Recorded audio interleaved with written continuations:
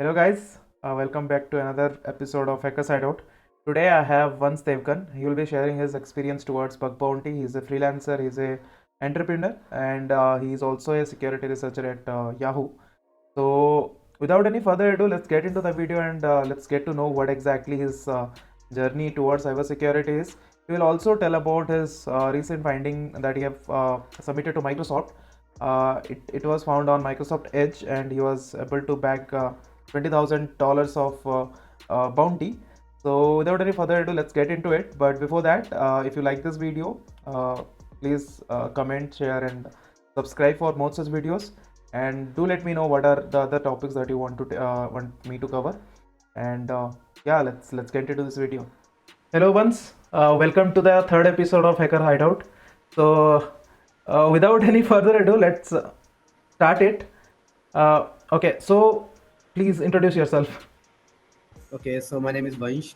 I've been in cybersecurity since last, I think, 4 years now. So I've been doing it since my college, and now I am a product security engineer. I'm currently working at Yahoo, and apart from it, I'm also a full stack developer. So basically, I'm not only a security guy but a developer as well. And yeah, so I'm basically from Rampur, Uttar Pradesh, India. Yeah, so basically, my introduction is I am basically involved in things like pen testing, source code review, threat modeling, and my area of expertise is web app pen test only. Uh, Other than that, I also do API, so it's basically the same. Yeah, that's all. I think that's a short summary for me. Okay, so you have given a brief about what do you do, but can you just give me like more on what exactly you do for a living? I mean, if you do a job like freelancing or whatever you do apart So from I bug do bounty. actually multiple things. So I work with clients in US and UK as well. I did freelancing stuff, I did consulting stuff, I did uh, multiple work rather than not only in security domain but in development domain as well. I have assisted developers, help them do secure coding. I have assisted people do training in security, cybersecurity as well. So I'm not dependent on single source. So sort of like you can say I'm a freelancer. Plus I have one job as well for a safe side. Okay, so apart from like in freelancing, when you say freelancing, it summarize your security. I mean, security, bug bounty, and whatever you do as part of development as well, right? Yeah, so company prefer me as a developer when they see I have a security experience as well. So this is the plus point when it comes to freelancing.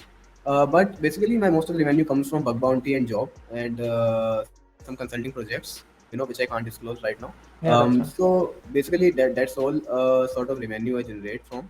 So there are some other work as well, like which is sort of consulting for people who are for the cloud security basically. So cloud is now a growing part in the world. Like everyone moving to cloud. So basically, I do consultancy on AWS and GCP projects as well. Like when they Okay. want to migrate from someone, their on-prem instance to AWS GCP, they need to take care of a lot of security considerations. This is what I do. So most of the freelance work I get through is like this sort of migration only. And yeah, so if I talk about bug bounty, I am not very active over there, but yeah, so when I do it, like I hunt for a month and get some money and then stop it. So that is what I do, and basically my bug bounty approach is very different than any other person. Okay, we'll So come to that. yeah. We have a question about that. Okay, so that is clear to me, and I think that is clear to everyone who is watching this video. So it's not like you just have to like to earn money to have a living. You just have to do a job or something.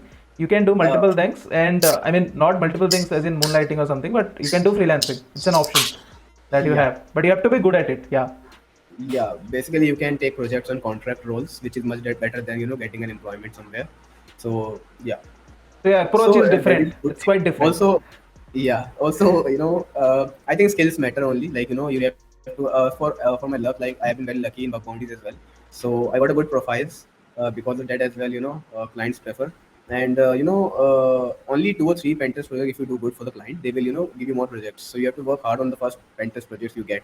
You know, so I think yeah, skills does matter to get the opportunity. But in cybersecurity domain, it's a little bit difficult to get freelance project initially. But you have to make connections here. You cannot get it through some online medium. You have to approach CISOs or all these things on LinkedIn maybe, and So when I maybe go to conferences and meet over there, build some connections with their maybe go to their booth and ask like is there something they want in their organization, or are they lacking at some place in their company where they want your support maybe.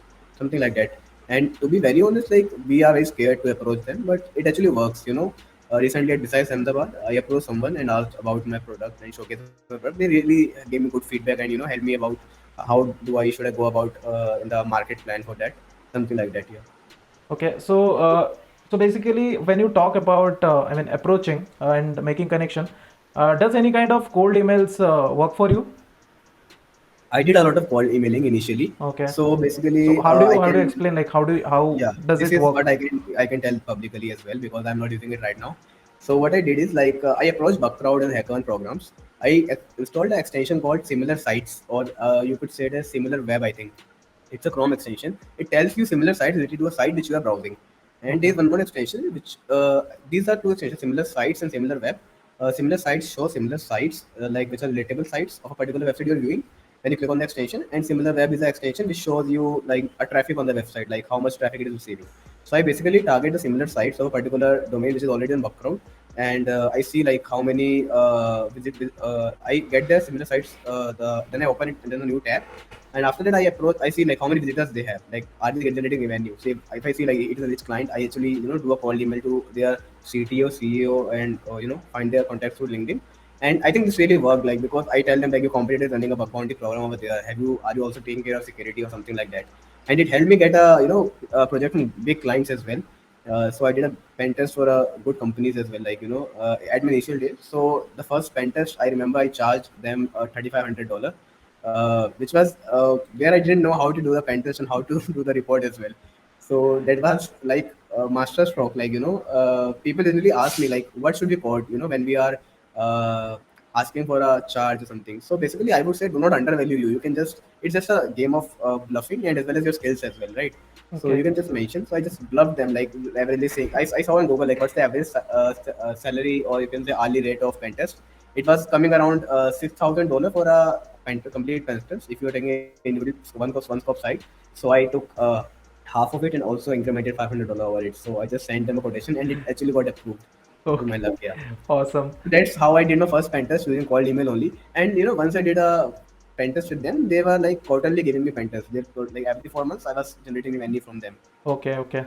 So when you do cold emails, like, did you put your profile kind of thing where you have So mentioned in the everything? email, I mentioned like I am a security researcher from India. I discovered these many vulnerabilities. I basically have my own portfolio on vanshdevan.com, which is currently down. So I've listed some Hall of Fames over there and a detailed bio description over there of me. And as well as I also tell them like I've seen the similar infrastructure where there might be some vulnerabilities in your infrastructure as well because your competitors are running program on Bugcrowd and HackerOne. If you are running private program, then maybe you could give an invite or something. Otherwise, we can proceed with the pen test. Basically, this email was for pen test only here. Okay, that is great. It's Yeah. it's something that is very unique, and no one like I have seen So who is looking forward to this. basically, I hired someone like friend of friend like, and I paid him 5,000 to just do emails, and I got some Oh, projects. Yeah. so how many So emails did you do? Like, did you send? like he was generally like actually he spammed the email. He actually did something with Python script, but yeah, we were getting if you send 100 emails a day, you will get 2 to 3 responses only, right? Okay, But in my case, whenever he does the email, he gets I don't know how it works, but he only gets 2 3 responses. But in my case, if I email 15 20 people, I generally get 2 3 responses back. So he was like you get very good you get replies very fast, and you people responding to you. Why it's not me? I thought like your emails are going to spam maybe. So when we checked, his email was really going to spam. So going into spam. So if you target the good companies, let's say, let me give you this example as well. If you are searching something on Google, let's say you're searching for sort of Pizza Hut in US, right? So you might get, or you can say pizza shops in US, which are you can new brand like Pizza Hut, and you can see like they're advertising. You can see advertising companies on top, right? So if somebody is advertising, they are spending money. They have money, right? So you can target them as well. So I basically, you can say, target big companies which can pay, because I was basically doing pen testing for money only. But bug bounty for skills. Like you can learn something from bug bounty, like a lot more. But pen testing, I think, because these are internal pen tests, these are assets which are not disclosed to public. They have already vulnerabilities, right? So you might not upskill in pen testing, but you can upskill in bug bounty for sure, because there's a competition. You have to go beyond the other people's thoughts. okay, that's good to know. I'll try Yeah. to do so. I'll try to take up something from you. Yeah. This cold Sure. emailing thing, right? Okay, so my next question would be like how you choose like bug bounty. Why did you choose actually? When you just get got started, like is there anything else that you started with, or it is bug bounty only? So in my college, when I was in first year, I think it was first year ending, I thought like I should learn something, so I started learning web development, and I always get stuck at JavaScript. Like I didn't go beyond it. So after that, like I spent my summer breaks learning first year development, and when I moved to college, I was not able to do a language called Node.js in backend. I was Yeah. not able to understand it. I watched 3 to 4 courses of it. So then I left it and I thought like let's do the security part because I was doing it from ninth and I was just doing basic hacking like Wi-Fi hacking, disconnecting my friend's Wi-Fi from their router using some. I think there's a sort of a replay attack which we do. So I did that, and basically, I think I think there was some meetup in college, and they were I was searching online like how do we earn. So there's one method called bug bounty in YouTube video. So I just Google it up, and I didn't understood like what it is actually. Like that was way back in 2019. Yeah, it was 2019 starting, I think. So the first bug I reported was, like in WordPress site there is something called embed JSON where we basically get codes every time if you run bug. So it's sort of endpoint like wp/v2 slash like if you ever search for a code session in WordPress, that is the only issue. And so it's actually not an issue as well. It's just a false positive. So I was just searching bug bounty on Google. I got a Medium report, a Medium writer. I just copy pasted the report and I sent the same report to a random company at Zerocopter in Okay. 2019. I didn't even know bug bounty. I thought like let's check like how do it work. I just followed some Medium article like go to this site.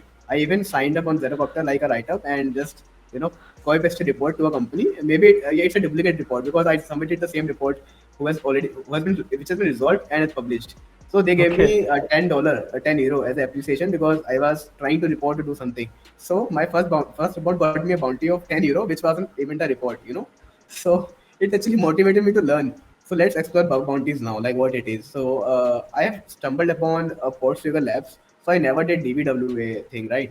So everyone knows about Vikas Chaudhary course, which is what do you say?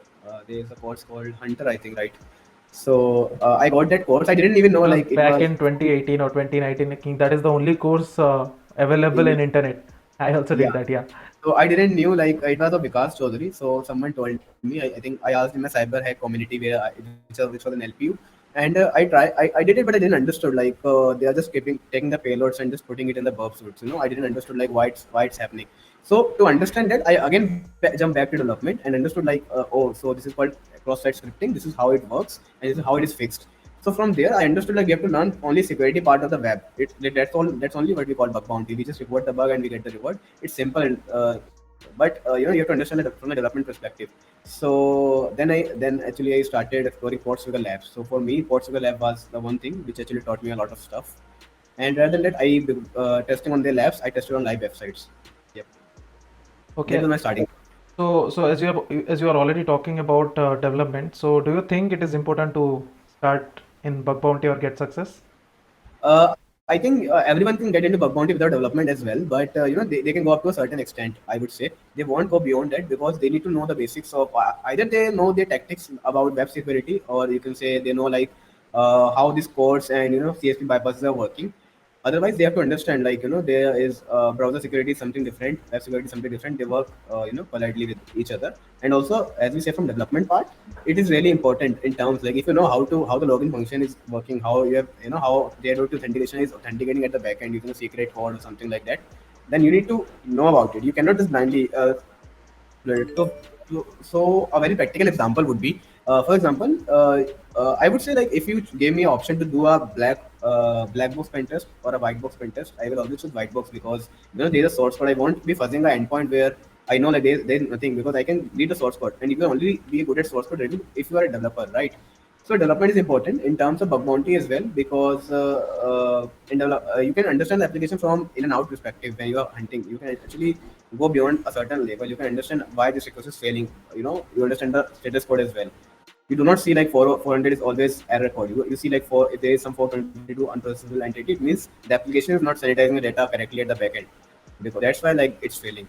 So, but not only knowing development, you have to actually build a sort of good product or sort of some complex product as well to basically go beyond it, because if you implement security measures inside your website as well, it's not only about development, because many developers, if they jump directly into security, they won't getting any benefit. You have to understand, like, if you're building a particular function, is there any security discrepancy over there or not? That's my take over there.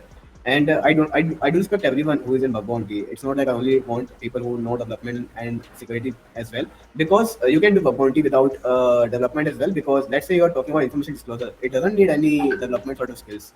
It just, you are how good you are at OSINT, or how good you are at recon, these things. So it depends from person to person. There are many big bug hunters, maybe who do only recon and generate thousands of dollars in revenue. So it depends from person to person, basically. But yeah, if you ask about complete security, not only bug bounty, it is important. Like, from security perspective, it's important. From bug bounty perspective, it depends. That's my take. Yeah, actually, I included this question because I get a lot of DM asking the same question. Do we need development knowledge when we come to security? So that is why I've decided to put this in every podcast so that people get to know, yes, it is required.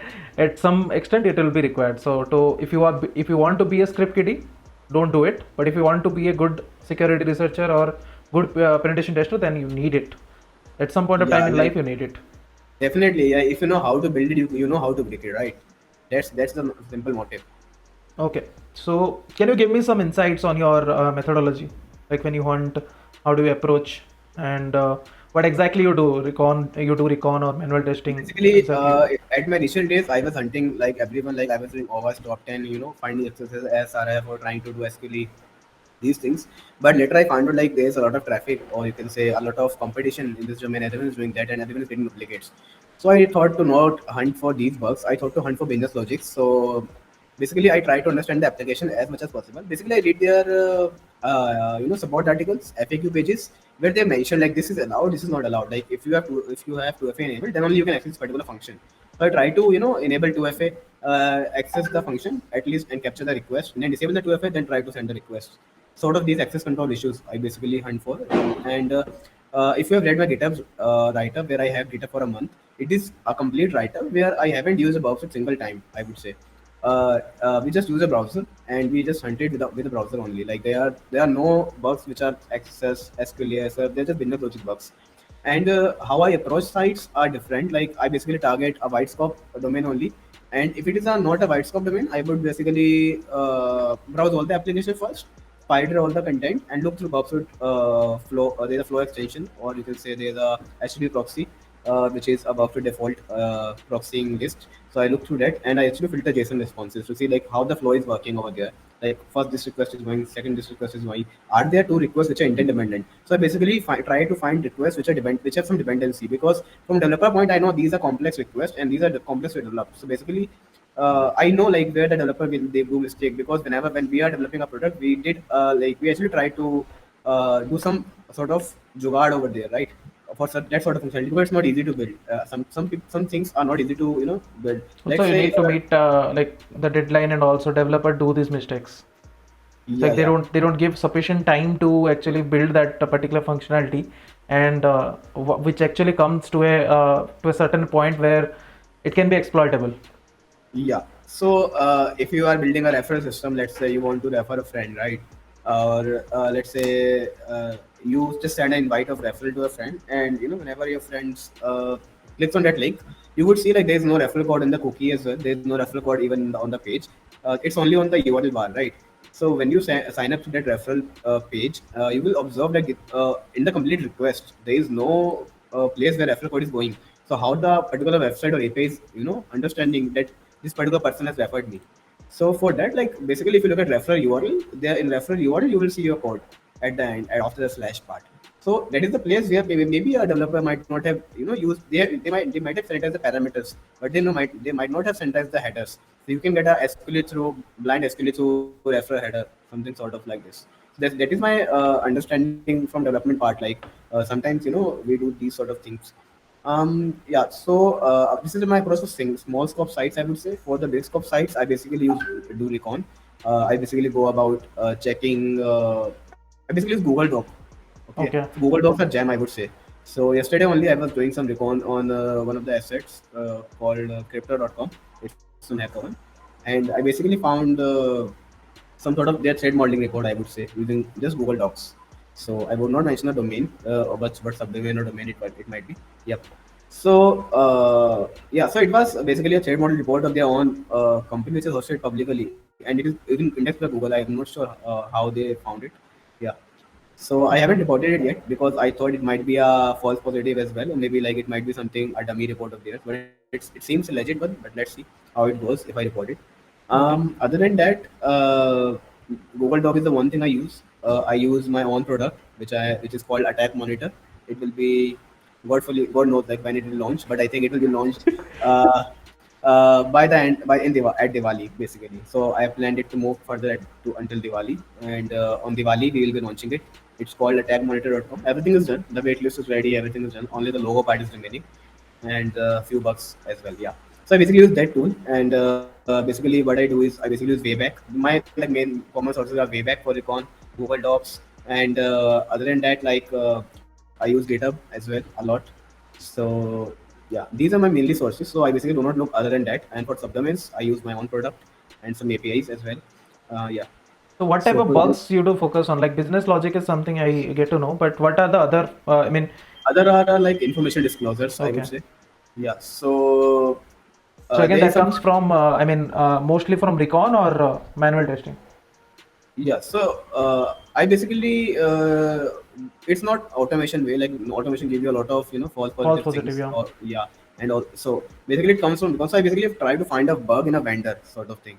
So basically previously as well we found Okay. a bug in sort of Zoom, like let's say companies which are using Zoom has sort of misconfiguration. So basically I try to discover misconfiguration which is not known to the market yet and is also a common one. So I do the mass hunt of those companies. Let's say I found a misconfiguration on Zoom subdomain, and let's say your company name is Hitesh. So hitesh.zoom.us has some sort of misconfiguration which is commonly misconfigured. So I try to hunt for all those sites which are using Zoom as So our interface client. Yeah, something like that. yeah, so there And is one question that I have. So when you do, I mean, uh, so the vulnerability is, I mean, focused to Zoom, right? So you have found the vulnerability in Zoom, but when you do mass hunting, so is it something that will be fixed by them also, or how it so is? that is the wrong point you got over there. So it is not a vulnerability in the Zoom. It's a misconfiguration in the Zoom. So you can fix it Okay, by going to settings in your Zoom panel, right?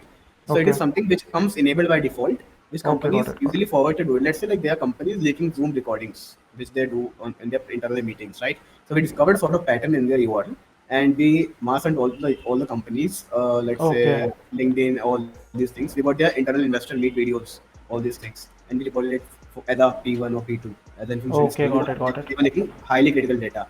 And there was one more thing, like let's say on Netflix, right? So on Netflix, I discovered their internal Zendesk support panel sort of stuff, where if you open it directly, it will give you 403, but if you open it way back, it has been already cached when it Okay, was got it. launched. So I just do these sort of things. So my things are basically more about the information disclosure, business logic, and other bugs. If you see, those are very weird bugs, I would say. So it comes like I'm not sure how it comes, but basically, yeah, I it remember just one gets. bug that you shown me earlier. I think before, I think 1 or 2 years. So people who are watching and they don't know, we are kind of friends. We are in same batch, so we know each other from a long time. So that is one thing. So at that time, you found, I think it's plural site where you found XSS with by encoding base64, encoding the Yeah, yeah, payload yeah, in yeah. base64. That is kind of outdated now. But when you found, that was the time when it was discovered, I guess.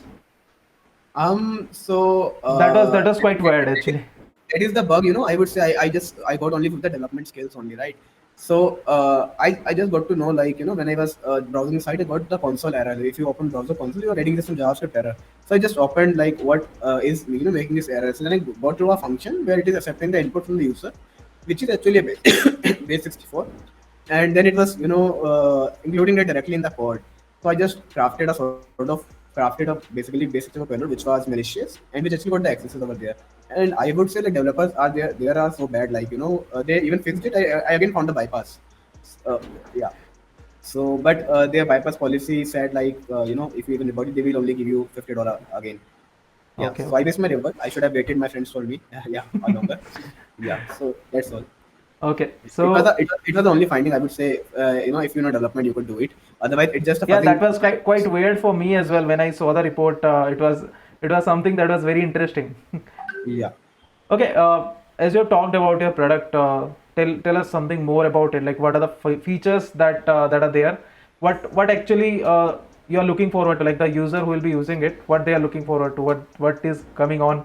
I mean, let's discuss about Yeah. that. So basically, it's the product when I built it initially, it was for B2C for the researchers as well. But right now it is B2B and B2C both. Right. So initially we'll be launching a B2C version where people can use the basic tools like settlement scanners. Like if you have seen Petty Recon, it's basically like that, but it's more advanced and scalable.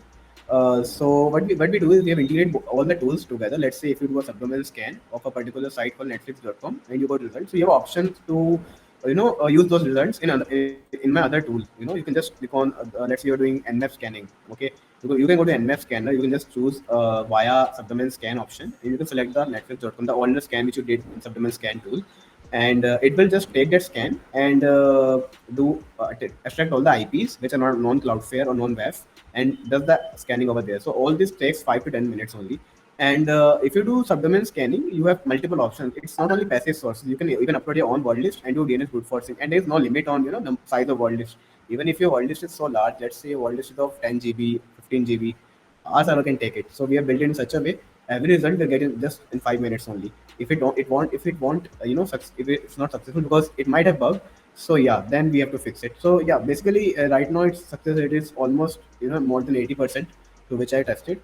Uh, 20% is the part where we are checking for vulnerabilities which could arise from security research, because all security researchers are the people who are using our tool, so they will try to do attack over this. And that's why I said, like, there are multiple validations which we have to do over there so it won't fail. Yeah, Okay, so so this is what I think. when you say about I mean vulnerabilities, so does the tool have that capability to exploit some vulnerabilities to some Yes. extent? So basically, what I told you right now is for the recon part, subdomain and nmap scanning. But let's say there's a Wayback Scanner as well. So it's not a usual Wayback thing which you gets only your results. But when you do a Wayback scanning over there, let's say you scanned Wayback for Netflix.com, it will fetch all the Wayback URLs and apply GF patterns automatically over there and save the results in the database. So everything will be on the cloud actually. It will be a UI, web UI, where you can do everything. So you do not have to do anything on your system. It will be all cloud. If you want, you can do it on your system using our API as well. We have an API key and API documentation. By using that, you can build your own tools. But for the cloud part, you get the Wayback results, and you can just simply feed it to scanners like Delphox or something. So we have tried to make UI for each and every open source tool right now. So currently, I think there are 30 tools. So you can integrate those results directly. Like you have to just go to Delphox scanner, choose the scan of Wayback, select it in the drop down or model, and it will try to fetch all the URLs which are has a filter of accesses over there, Okay, is right? crawling is also included in Yeah, it? I mean yeah. So manual crawling, like, there are multiple crawlers over there, okay. Katana, Ghost Spider. So we are using open source, No, I no, would say. not open source. Like, do you have any like proper crawling mechanism Yeah, inbuilt? yeah, we have one of our own as well, and others are open source. So we have some modifications in the open source. It's not exactly as it is, right? Okay, So we okay, did some modifications, built some our own pipeline over there. So in a complete overview, I would say our tool has a scalability. Our USP is scalability. Our USP is integrating all the tools connectively each other. And for the companies, what it likes is it will generate a report every 24 hours, so you can every week, and they will get email. We are constantly monitoring the attack surface, as well okay. as we are trying to find vulnerabilities in them if they want. Like if they want to do an aggressive search, they can try it because it will try to exploit it as well, right? For the researchers, we are also having domain monitoring stuff where you can monitor for the So changes on the websites. is it the same thing that is provided to B2 or like B2C and B2B? B2C has more advanced functionalities right now because Okay, B2B wants to just enter a domain and get a report, right? They do not want to go to each tool and do everything. So we okay, are introducing workflows as well, where you can build the workflows by dragging and dropping, like you see, like what we call them, mind maps. So if you upload a mind map from a popular site format which particular people uses, we will try to do it as well, but it will take a long way there. okay, So yeah, so initially we'll be opening up only basic tools, and as soon as we go ahead, we will be opening up SQL scanner as well. Yeah. okay. So that is our idea. So we will be opening waitlist soon on Diwali, basically. You can say 15th or 14th of November, and after that, like we everyone will get access to it by 20th of November, and then we will be receiving the feedback. So we will be accepting, I think, basically 50 to maybe basically 50 or It's 100 kind of a applications. beta release. Yeah. It is a beta release, but it will be live on the domain So attackmonitor.com. are you taking any request for beta release? I mean, if someone who is watching this video, if they can get an early access, I mean, is there any sign up kind of procedure, or how you are So going yeah, about it? so basically we will be having a page over there, beta access. So if someone wants the access, they can email me as well. I would check, and they should mention like why we should give them access, right? Like what they are trying to explore. I just want dedicated people over there because I Okay, do not got want. it. Yeah, I do not want people to go over there and just start every tool and test. I want to get the feedback like there is bug. If they found a bug, if they are reporting me, then it's a good feedback for me. Otherwise, I think it's not valuable to me if they're just consuming the resources and not doing anything. Yeah. So if they are productive, they will be actually using it. Then I will be giving them for sure. This need to mention, on my email, and my email is like vansh@cyberexplorer.com. Yeah. Okay, awesome. Uh, so we'll wrap it soon. So how would you suggest to a like beginner to get started in bug bounty, and what they need to look into when they get started? What would be the motivation and mindset that they need to have? I think if you have ever studied development or ever understood it, like no need to study development as well. If you understand the application, like how it is actually working, and if you are interested, like how to secure it, I would say there should be the motivation, not only the money, but money is the good thing. Like for me, like it works 50-50. I enjoy hacking as well, and I enjoy getting rewards as well, right? That everyone So enjoys. yeah, so I would suggest them to start with Portsfigure only. It would be tough, little bit tough, but I would say like if you're very beginner, like you have no background of tech, you should start with DBWA and all these things. But if you are from BTech background, you have studied a lot of tech in your life. I think it would be better like you can start with Portsfigure as well. Just a bit of development knowledge earlier. Like you should know how the APIs are working, what are the get, put, and post requests. Then you can basically go with the Portsfigure. And not only Portugal labs. When I say lab, I do not mean just go to lab and practice. I mean read their docs. They have very The good academy research. also.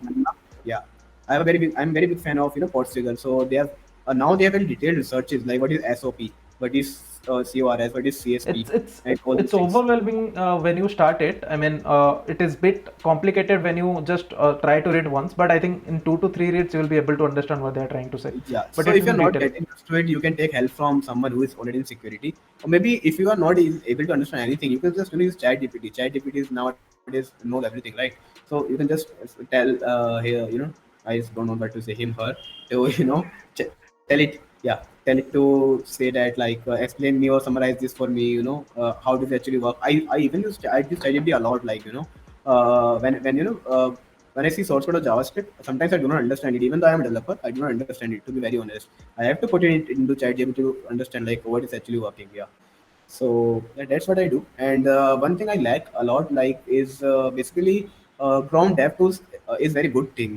People told me a lot. Like they use JavaScript debugger, so you can track like how the JavaScript input is being going through a code, right? So if you know how to use developer tools or debugger tools in Chrome, it would be really beneficial for you when you are trying to hunt for client side vulnerabilities. Okay. So The Portugal is yeah. do you recommend any course or certification for bug bounty? Um, yeah, so I do not recommend any course or certification like that, even though I do have my own course, but I do not recommend, and it's very too old, so I really do not recommend it as well. For the course part, I would say like it's a good thing. It for people who do not know anything, like they are literally zero, they actually get a starting point, but do not spend a lot of money on the courses, right? Do not go for 60-70,000 course, right? And you can just start with basic minimal Udemy course as well to just get a point like what a security term. Basically, people do not know about vulnerability, exploit, all these words, right? So at least they get an idea. So you can do a basic course as well. And basically, security for me is an art. It's not a skill which can be learned easily. Uh, Everyone can learn a skill. They cannot learn an art, right? So art is something which comes internally. So you can learn up to some certain extent in as a part of skill in security. You can just learn like how to first take the payloads. You cannot learn how to bypass waves, right?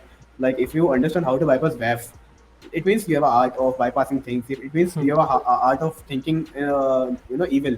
So if you can think evil, then maybe yeah, Yeah, you are I'm actually on the right getting some track. punchlines from whomever I'm inviting. Last time Manas said gave a very good punchline. Until unless you start doing, you might have 1,000 reasons to, I mean, not do something, but you just need one reason to do it. So that is one thing that actually touched my heart, and this is another thing that actually touched my heart. So yeah, actually this you need to think about it, and that's how you need to react that's all the thought process, I would say. Like I have done some, basically I would. So let's leave it that part. Yeah. So that's not the part of the podcast. Okay, okay. Yeah. So, okay, like this will be my final question, and I'm not sure if you are comfortable saying that, you can skip that as well. Uh, how much, like, what is the approx amount that you want from Bug Bounty? Not in terms of number, you say. You just say in terms of some, I mean, product or something. Just comparison. I don't want the number. So I haven't calculated it actually, and my bug bounty is not only from one source. It was from basically mostly from HackerOne and from VDPs. So for VDPs I haven't calculated, but for HackerOne and Microsoft Bounty and all, so it might be. I'm not sure like how do I calculate it. So it's around. It's like a decent salary package in US for a 1 year. Yeah, I would Okay, say. okay. Like if you So, work at a good MNC, you can earn. Yeah, that's all. That's not only for 1 year part. That's for one bug bounty income. okay, okay, Yeah, got it. it's not a lot. Like yeah. Okay. So you are also like in the process of making more anyway. Yeah, so I basically hunt only when I see there is a vulnerability. I only report, when there is a vulnerability now. I do not report going like if I found some accesses somewhere, I do not report it because I think it will be duplicate only. Because someone is hunting daily, right? I am hunting. So if I found something very weird, like let's say I found an issue in Zendesk or there is misconfiguration, which because of which I was able to enter the server, That we can or actually relate, because sometimes when you do post your blogs, it shows yeah, the research that you do. It takes you take time and accordingly you do. I think so. yeah. This is out of curiosity where I haven't actually asked it any of like anywhere in this talk today. Recently you found one bug in I mean Edge, Microsoft Edge. Just talk about it. That was very popular and it actually boosted a lot, right? So Yeah, so to be very honest, I would say it was a complete game of luck for me in bug bounties. So Shivam approached me with, there's a accesses on mail.ru domain. So there's a mail.ru program before Russia-Ukraine war, on HackerOne. So mail.ru has all targets in Russian language. So, from there, because it was in Russian language, okay, so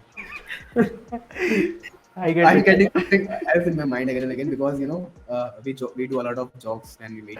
Yeah. Okay, So let's keep because of that that, aside. like, yeah, you can cut this part. Otherwise, yeah, okay, you can post it. Yeah. So he was browsing the site on Microsoft Edge browser. Shivam was browsing. And he called me like, I am getting access on Edge, but I am not getting access on Chrome. So I thought like it's not possible, right?